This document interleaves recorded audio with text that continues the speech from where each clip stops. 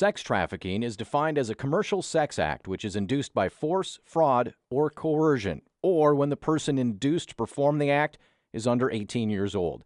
It's a crime syndicate that operates in the shadows of every city, big and small, and Stearns County cities are no different. And there are people in this community that have had to go extract their daughters from these situations after they've taken off and after things have gone poorly.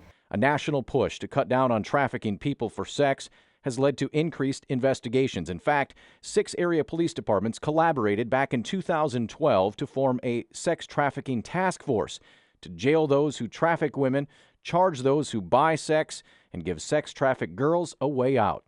But cops didn't know just how bad the problem was until they started looking. I placed an ad on Backpage.com, and I had 74 phone calls within the first 24 hours. And the demand remains today.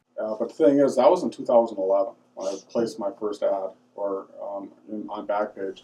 But even last week when I placed an ad on Backpage, we're still getting almost the same amount of phone calls. So who is responsible for trafficking these women? These are drug dealers who have gone into more profitable line of work. You can sell drugs once a day. You can sell a person multiple times a day. It was very eye-opening that it's going on right here, right now. Prostitution is not something many people feel is a problem in their community. According to the Stearns County Attorney's Office, there are many who are blinded by the pretty woman effect, based off the Julia Roberts movie where it's voluntary, girls work independently, and they can choose their clients. But statistics show of the 200 identified women who are prostituted in Stearns County, 60% of them are trafficked, and many of them are young and vulnerable. Rarely is it truly that a woman 100% voluntarily enter this lifestyle because that's the career choice she wants for herself. You know, statistically speaking, nationwide, the average age of women involved in trafficking is 13. That's when they start. And this does happen right here in our community. We don't want to believe this really happens. Like any kind of crime that we're dealing with that's involved in those type of private situations. We don't want to believe sex abuse happens. We don't want to believe this is really what's going on there because that makes us really uncomfortable. This is a profitable business. Trafficking women can earn pimps thousands of dollars per month per girl. These are criminals who've been criminals for a long time, but this is a profitable business. In St. Cloud, hundreds of calls a day coming in for one ad put up on Backpage.com. So it's not like this is a hypothetical thing that happened in some mystical, magical place. This is going on right here, right now. There have been shootings in this town. December of 2012, and we had shots fired, we had narcotics, we had a 16-year-old juvenile run away from somewhere up north, and gang membership. I mean, it was all there, and that's what I said earlier is organized crime. A lot of it's for the benefit of the gang. It didn't take us long to find out that prostitution is intertwined with the drug trade, with weapons. We've had sex assaults, of course robberies.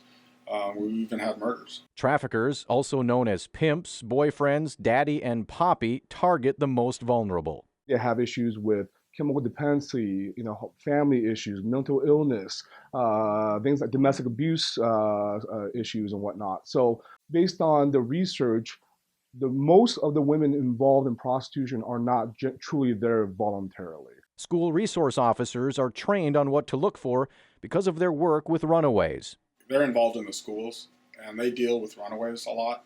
And a good majority of the high-risk runaways, according to a study out of Dallas, Texas, 80% of high-risk runaways are trafficked while they're on the run. It's not unusual for runaways to find themselves in harm's way because traffickers prey on them. What do they end up doing? Okay, now we're runaway. Great, we're away from home and we think that's a good idea, but we're hungry, we have nowhere to stay. Now what are we gonna do? We know now for a fact, it shouldn't surprise anybody, but they go to the bus stops, they go to the places that these runaways would be, and they pick them off. We're looking at every child protection file that comes in now, every runaway, every cop in the county is asking a different list of questions now of, okay, now that we've found you in this situation, what's really going on with that? After targeting a girl, pimps will groom them with charm and by providing them basic needs. Once the girl is committed to the relationship, the trafficker will coerce her into having sex for money. There's literally a manual on how to be a pimp, how to attract these women, how to draw them in and treat them with, goodness and things up front, and then, hey, we just need to do this one little thing, just this one time, I need you to help me out. Pimps will continue to traumatize their victims through threats, violence, and drugs. And you're 13, you're 15, you're 17, you're 25, but now you've done it. Such severe levels of trauma, absolute sadistic torture is the norm. So undoing that is impossible. And, so we really just kind of do whatever we can to just build women up. Some of them have a dozen, clients that they're servicing, every day of the week, every month of the year. The goal is to put the pimps in prison, but it's not always easy getting the victims to cooperate.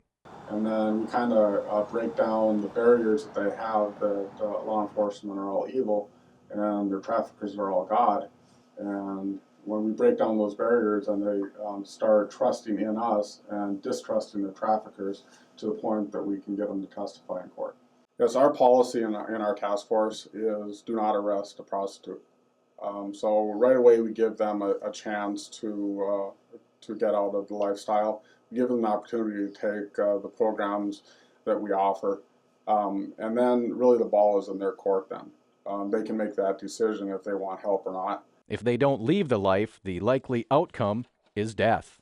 A good majority of the females that work in this profession either commit suicide or are homicide victims. There are resources for juveniles who are trafficked. The Safe Harbor Law, for example, provides housing and resources for victims.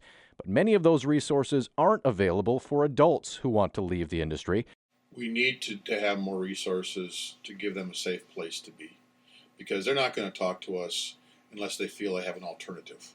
A lack of housing, domestic violence, and no money are just some of the reasons why women don't make it out of that life. No woman wants to be beat up, and people say, why doesn't she leave? There's a whole bunch of reasons that she doesn't leave when you understand the dynamics of what's going on. We want to cut the demand down, and then we'll cut the trafficking down. It's very simple as that. And we make that difference by one case at a time like we do anything else. Police say you can help by being aware of what's happening around you and by reporting to police the suspicious behavior at places where sex trafficking may be happening, like hotels, truck stops, casinos, and on the streets. Lee Voss, WJON.